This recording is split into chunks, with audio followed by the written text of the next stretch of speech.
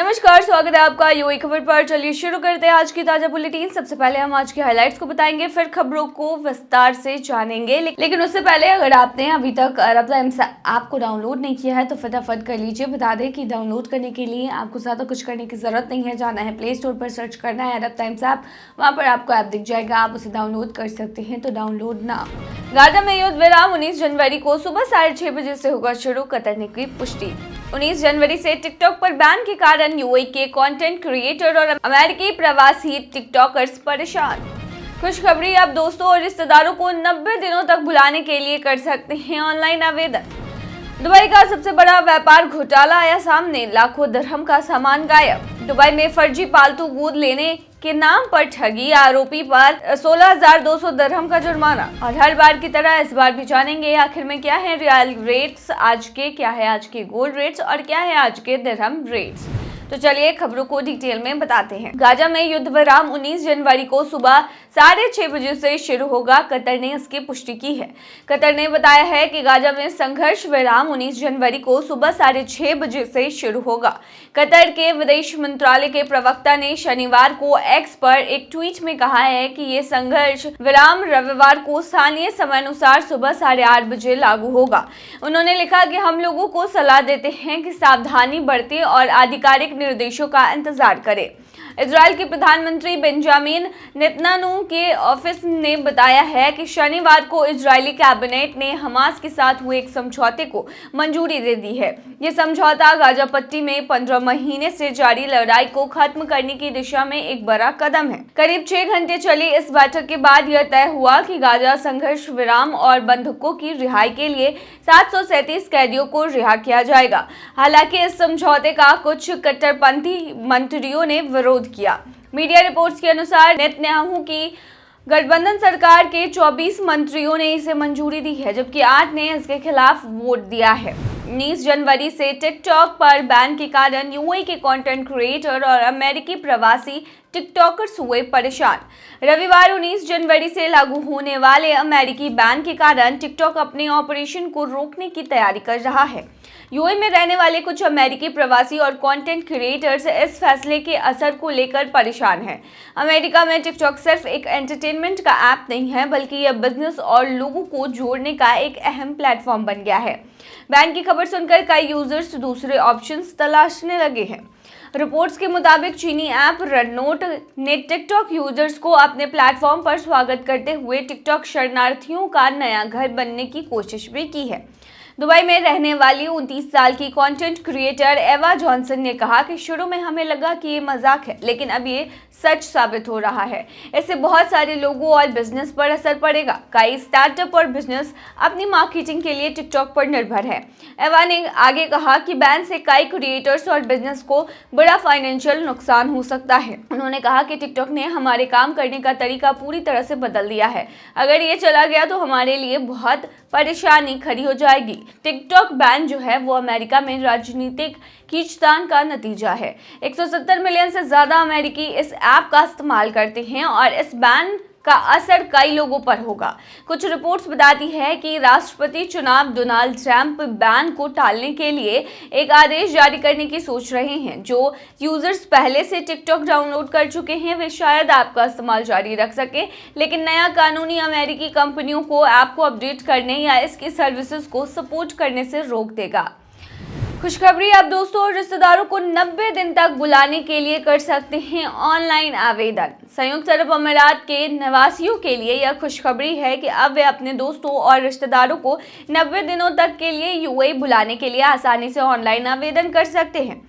पहचान, नागरिकता, सीमा शुल्क और बंदरगाह सुरक्षा के लिए संघीय प्राधिकरण ने एक सरल और प्रभावी प्रक्रिया शुरू की है, जिसका उद्देश्य रिश्तों को मजबूत बनाना और मेहमानों को यूएई की खूबसूरती और संस्कृति का आनंद लेने का मौका देना है। वीजा के तहत 30 से 90 दिनों की रहने की अवधि और एक बार या कई बार आने के विकल्प दिए गए हैं, जिसमें वीजा जारी होने के बाद 60 दिनों तक वैध रहेगा और इसे आवश्यकता पड़ने पर बढ़ाया भी जा सकता है। आवेदन के लिए पासपोर्ट यानी कि 6 महीने की वैलिडिटी, कंफर्म यात्रा टिकट, वैध स्वास्थ्य बीमा, रिश्ते का प्रमाण और प्रायोजक की आईसीपी द्वारा मान्य नौकरी वर्गीकरण की जरूरत पड़ेगी। आवेदन प्रक्रिया आईसीपी की वेबसाइट या मोबाइल ऐप पर डिजिटल आईडी से लॉगिन कर वीजा का प्रकार चुनने और जरूरी जानकारी भरने के बाद पूरी की जा सकती है।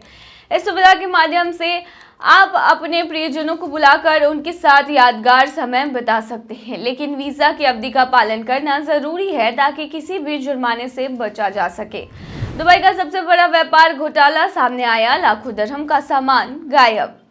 दुबई में हाल ही में एक बड़ा व्यापार घोटाला सामने आया है, जिसमें ठगों ने लैपटॉप, काजू, टायर और तौलिए जैसे सामान की चोरी कर 12 मिलियन दिरहम से अधिक का नुकसान पहुंचाया है। इस घोटाले में ठगों ने दुबई सिलिकॉन ओएसिस में एक वैध कार्यालय स्थापित कर व्यापारियों का विश्वास जीता।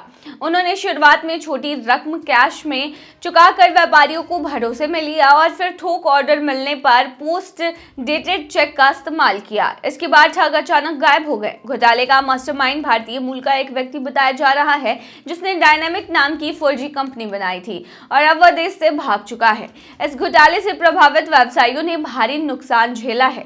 एक पाकिस्तानी व्यवसाय ने काजू, बादाम और दाल सप्लाई की थी, जिससे उसे 8 लाख दिरहम का नुकसान हुआ।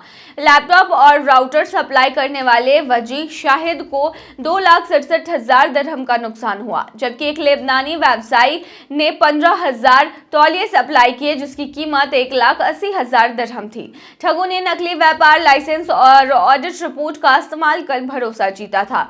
70 से ज्यादा कंपनियां इस घोटाले का शिकार हुई हैं और यह संख्या और भी बढ़ सकती है, क्योंकि कई व्यापारियों ने अभी तक शिकायत दर्ज नहीं कराई है। इस घटना ने दुबई के व्यापारियों को हिलाकर रख दिया है और यह चेतावनी दी है कि किसी भी लेन देन से पहले सतर्कता बरतें और ग्राहकों को पूरी जांच करें। दुबई पुलिस इस मामले की जांच में जुटी है और ठगों की तलाशी जारी है।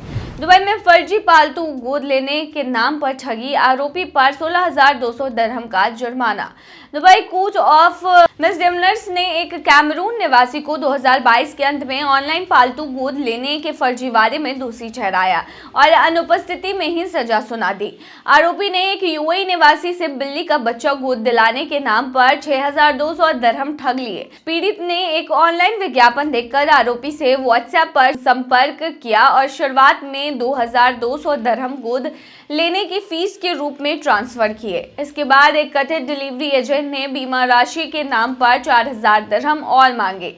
रकम भेजने के बावजूद ना तो बिल्ली मिली और ना ही आरोपी से संपर्क हो पाया। पुलिस में शिकायत के बाद जांच में आरोपी की पहचान हुई, जिसने सोशल मीडिया पर फर्जीवाड़ा करने की बात भी मानी। अदालत ने पीड़िता की गवाही और सबूतों के आधार पर आरोपी को दोषी ठहराते हुए 16,200 दिरहम का जुर्माना लगाया, जिसमें 10,000 दिरहम दंड और 6,200 दिरहम ठगी की गई राशि शामिल है। जुर्माना न अदा करने पर आरोपी को हर 100 दिरहम के बदले 1 दिन और जेल में बिताना होगा। क्या है आज के रियल रेट्स, क्या है आज के गोल्ड रेट्स और क्या है आज के दिरहम रेट्स, चलिए आखिर में बताते हैं। तो बता दें, आज एक सऊदी रियाल में 23.07 रुपया है, जो कि पिछले दिन 23.08 रुपया था। वहीं आज एक सऊदी रियाल में 36.91 नेपाली रुपीस हैं, जो कि पिछले दिन 36.84 नेपाली रुपीस थे। वहीं आज एक सऊदी रियाल में 32.37 बांग्लादेशी टका है, जो कि पिछले दिन 32.33 बांग्लादेशी टका था। वहीं आज एक सऊदी रियाल में 74.25 पाकिस्तानी करेंसी है, जो कि पिछले दिन 74.31 पाकिस्तानी करेंसी थी। वहीं एक सऊदी रियाल में 23.07 भूटानी करेंसी है, जो कि पिछले दिन 23.03 भूटानी करेंसी थी। क्या है आज के गोल्ड रेट्स, तो बता दें, दुबई में आज 18 कैरेट सोने का दाम 247.90 दिरहम प्रति ग्राम है, जो कि पिछले दिन 248.90 दिरहम प्रति ग्राम थी। यानी कि आज के गोल्ड के रेट की 18 कैरेट की भारतीय मुद्रा में कीमत 5,844 है। वहीं 22 कैरेट गोल्ड का दाम 303 दिरहम प्रति ग्राम है, जो कि भारतीय मुद्रा में 7,142 के होते हैं, जो कि पिछले दिन 304.25 दिरहम प्रति ग्राम थी। वहीं दुबई में 24 कैरेट सोने के दाम की बात करें तो 327.25 दिरहम है इसकी कीमत, जो कि पिछले दिन 328.75 दिरहम थी। वहीं आज के 24 कैरेट सोने के दाम की भारतीय मुद्रा की बात करें तो आज ये 7,714 की है। क्या है आज के दिरहम रेट, तो बता दें आज एक यूएई दिरहम में 23.57 रुपया है, जो कि पिछले दिन 23.58 रुपया था। वहीं आज एक यूएई दिरहम में 37.70 नेपाली रुपीज हैं, जो कि पिछले दिन 37.63 नेपाली रुपीज थे। वहीं एक यूएई दिरहम में 33.07 बांग्लादेशी टका है, जो कि पिछले दिन 33.02 बांग्लादेशी टका था। वहीं आज एक यूएई दिरहम में 75.85 पाकिस्तानी करेंसी है, जो कि पिछले दिन 75.84 पाकिस्तानी करेंसी थी। वहीं आज एक यूएई दिरहम में 23.57 भूटानी करेंसी है, जो कि पिछले दिन 23.52 भूटानी करेंसी थी। तो यदि आज की ताज़ा बुलेटिन ऐसे ही ताज़ा अपडेट्स के लिए बने रहिए हमारे चैनल पर।